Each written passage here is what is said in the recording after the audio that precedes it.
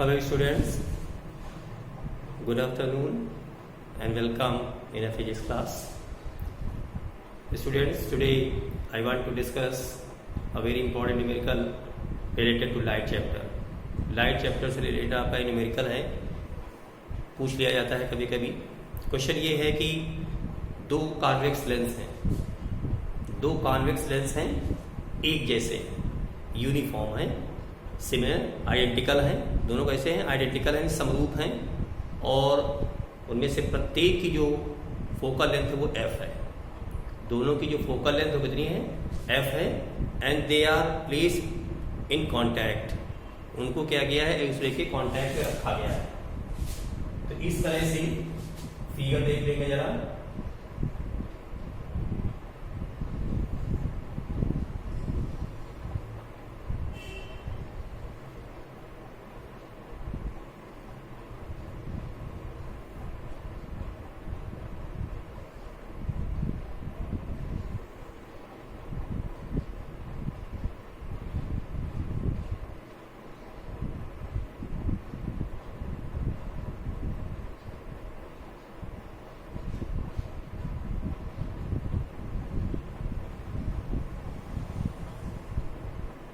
ये दो लेंस लिए गए हैं, ठीक है. हमने क्या बताया? Both lenses have the same focal length, और हर लेंस, ये जो लेंस है इनके पदार्थ का जो रिफ्रैक्टिव इंडेक्स है विद रिस्पेक्ट टू एयर, हवा के सापेक्ष इनका जो अवर्धनांक है वो कितना दिया है? 1.5 दे रखा है. What is new thing? नया चीज यहाँ क्या किया गया है? किया ये गया है, इनके बीच जो खाली स्थान है ये, इसमें क्या कर दिया गया है? लिक्विड फिलअप कर दिया गया है. इनके बीच में लिक्विड फिलअप कर दिया गया है. और ये जो लिक्विड फिल किया गया है, जो द्रव है, इसका जो रिफ्रैक्टिव इंडेक्स है दैट इज 4/3. या चलिए हमने वाटर ले लिया है, पानी भर दिया गया है, ठीक है ना. तो ये कह रहे हैं कि इस कंबाइंड लेंस की फोकल लेंथ क्या होगी, ठीक है ना. तो सबसे पहले हम लोग क्या करेंगे, ये जो हमारा आइडेंटिकल लेंस हमारे दोनों हैं, उनकी पहले फोकल लेंथ हमको पता ही है कितनी है? f है. क्लियर है ना. और अगर हम रेडियस ऑफ कर्वेचर इसकी अगर हम r मान लेते हैं, किसकी?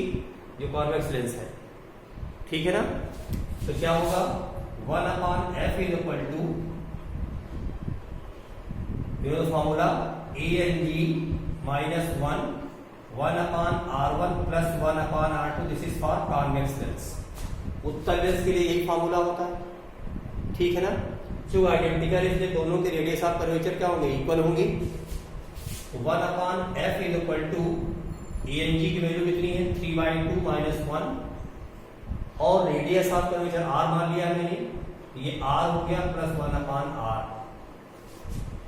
Radius of curvature, radius of curvature इसको बोलते हैं वक्रता त्रिज्या. Well known to all of you, सभी पता है पहले से, कोई नई चीज नहीं है. तो 1/f इज इक्वल टू, ये हो जाएगा 1/2 और ये हो जाएगा 2/r. So 1/f is equal to कितना आ जाएगा? 1/r.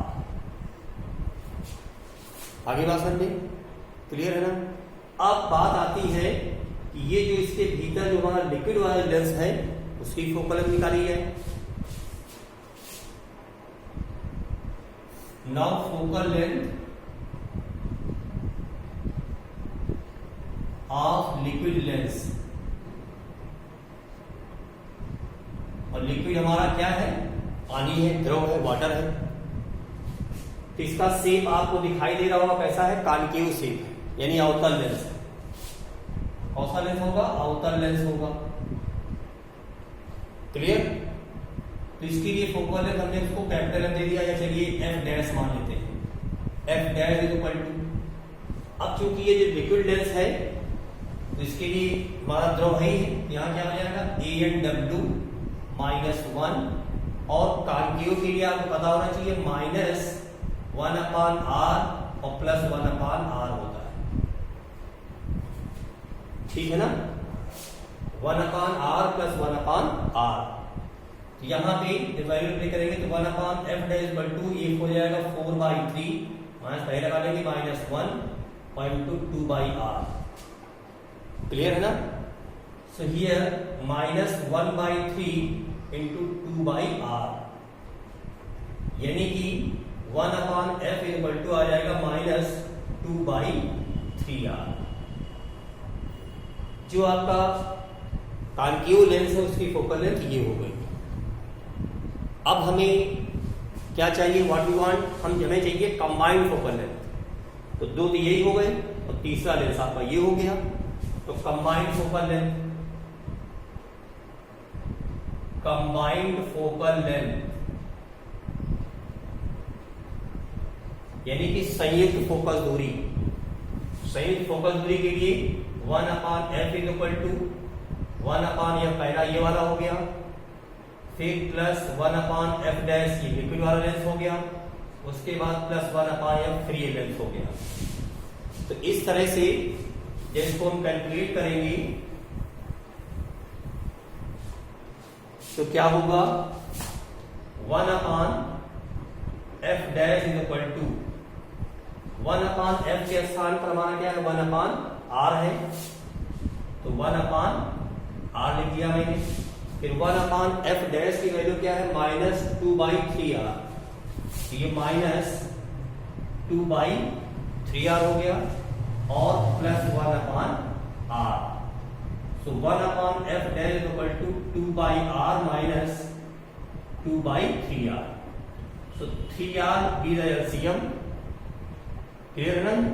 अब यहां पे क्या हो जाएगा, 3 2 जा 6 और -2 और 1/f dash, so 1/f dash is equal to 4/3r।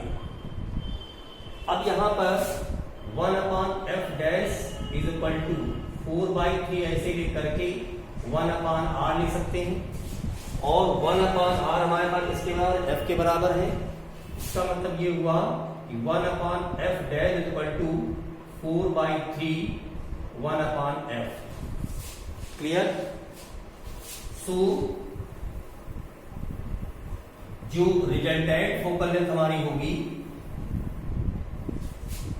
Resultant focal length होगी f dash is equal to वो कितने हो जाएगी, 3f/4। इसका मतलब ये हुआ कि जो कंबाइंड फोकल लेंथ होगी वो किसी एक लेंस की फोकस दूरी का 3/4 होगी। तो इस तरह से ये क्वेश्चन इंपॉर्टेंट है और ये पूछ भी दिया जाता है। ठीक है ना?